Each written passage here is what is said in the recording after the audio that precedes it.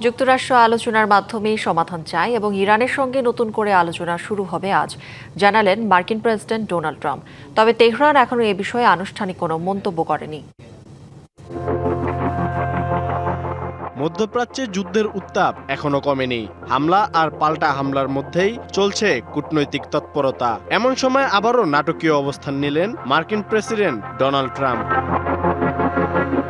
Air force ওয়ানে সাংবাদিকদের সঙ্গে কথা বলতে গিয়ে ট্রাম্প দাবি করেন যুক্তরাষ্ট্র ইরানের বিরুদ্ধে বড় ধরনের সামরিক হামলার জন্য পুরোপুরি প্রস্তুত ছিল। তার ভাষায় এটি হতে পারত দ্বিতীয় বিশ্বযুদ্ধের পর সবচেয়ে বড় হামলাগুলোর একটি। কিন্তু শেষ মুহূর্তে সেই সিদ্ধান্ত থেকে সরে আসে ওয়াশিংটন। ট্রাম্পের দাবি, সৌদি আরব, সংযুক্ত আরব আমিরাত, কাতার এবং এমনকি ইরানও হামলা স্থগিত রাখার অনুরোধ জানিয়েছে, কারণ তাদের বিশ্বাস সমঝোতার পথ এখনো খোলা রয়েছে। বাংলা কিউআর, যেখানে নগদ পেমেন্ট সেখানে।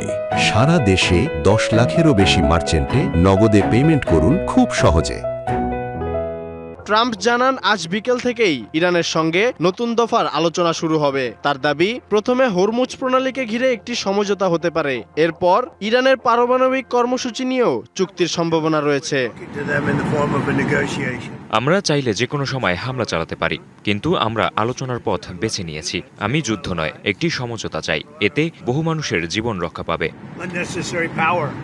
তবে ট্রাম্পের এই বক্তব্যের সত্যতা এখনো নিশ্চিত করেনি তেহরান। তবে ইরানের পররাষ্ট্র মন্ত্রণালয়ের মুখপাত্র ইসমাইল বাগাই স্পষ্ট করে বলেছেন, নতুন নৌ চলাচলের রুট নির্ধারণ এবং ইরানের সার্বভৌম অধিকার ও নিরাপত্তা নিশ্চিত করাই এখন মূল লক্ষ্য।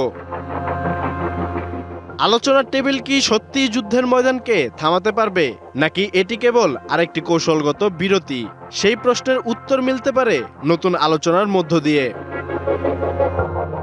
আল মুমিত, ডিবিসি নিউজ ডেস্ক।